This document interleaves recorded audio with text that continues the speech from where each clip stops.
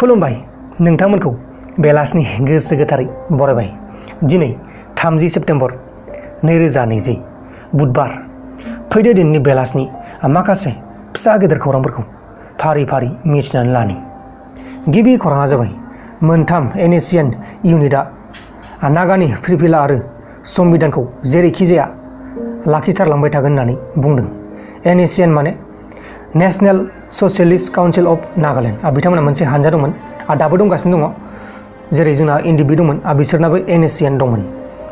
लोगोसे आसामनि चिफ मिनिस्टारा स्टेट लेभेल पुलिस रिक्रुटमेन्ट बर्डखौ गोदानै दाफिनबाय।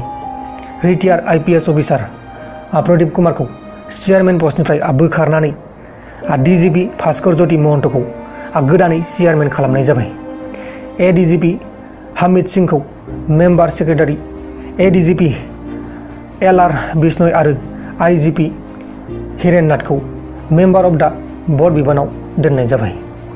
गुबुन फारसेथिं आबहावाया गुबुंले जानायनि जाहोनाव जोंनि बे हादोराव केन्सार बेमारा बारायगासिनो दं होननानै डाक्टार बि बरुवा केन्सार इन्स्टिटिउट गुवाहाटीनि डक्टरफ्रा नायबिजिरनानै मोन्दों बा फरायनानै मोन्दों। अब्ला दानिया फैदो गुबुन खौराङाव। गुबुन खौराङा जाबाय ट्रेन्सपर्ट इनफरमेन्स आरो ट्रेफिक पुलिसनि खामानिखौ गोरलै खालामनो थाखाय मणिपुर गभर्नमेन्टआ इ चालान आरो इ पेमेन्ट सिस्टेमखौ बाहायजेनबाय। लोगोसे बेलनि थाखाय आर'ज गाबनाय एक्ट्रेस रिया चक्रवर्ती, बिनि फंबाय आरो जाय सा जन सुबुंफोरा सुशांत सिंह राजपुत आरो ड्राग्सनि केसनि थाखाय सप्ताथामनि थाखाय जोबथेसालियाव जोबजानानै दङ, बिसोरो बेलनि आर'ज गाबनायखौ बा बिसोरनि बेलनि आर'ज गाबनायखौ एनसिबिआ बिसोरनि बेरेखायै बम्बाइ हाइकर्टआव आर'जलाइ जमा होदों। गुबुन खौराङा जाबाय एक्सटार्नेल एफेयार मिनिस्टार सुब्रमण्यम जयशंकरआ अक्ट'बरनि 6-7आव जापानाव दावबायहैगोन।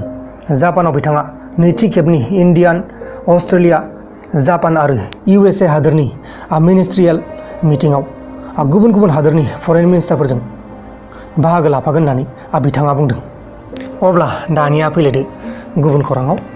गुबुन खौराङा जाबाय बिएसएफ हान्जाया त्रिपुरा आरो मिज'रामनि बांलादेश इन्टारनेशनेल बर्डाराव समबारखालि 30टा गोजौ ग्रेडनि हाथियार आरो 8,000टा गुलि हमनानै मोन्दों। बिएसएफ हान्जाफोरा फोरमायनाय बायदिब्ला जाय बिथांमोना हमजादों बैसोरो बे सिलाइफोरखौ गुबुन गुबुन हादोराव दैथायहरोमोन जानो हागौ होननानै सन्देह खालामदों।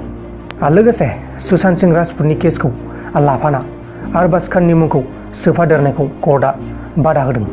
बेनि गेजेरावनो मिडिया प्रफेसनेल साक्षी भान्डारी आरो लयार बिप्रय आनन्द मोनखौ एक्टर अरबाज खानखौ लाफाना सुशांत सिंह राजपुत आरो बेनि बारग' मेनेजार जायबा रुंसारि जानाय दिशा सालिनीखौ लिंक खालामदेरनायखौ बादा होदों।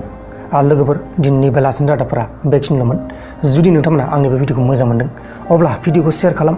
नोंथांनि लोगोनो जोबोर जोबोर गोजोननाय थागोन आंनि गोसो गोरबोनिफ्राय। बाय बाय।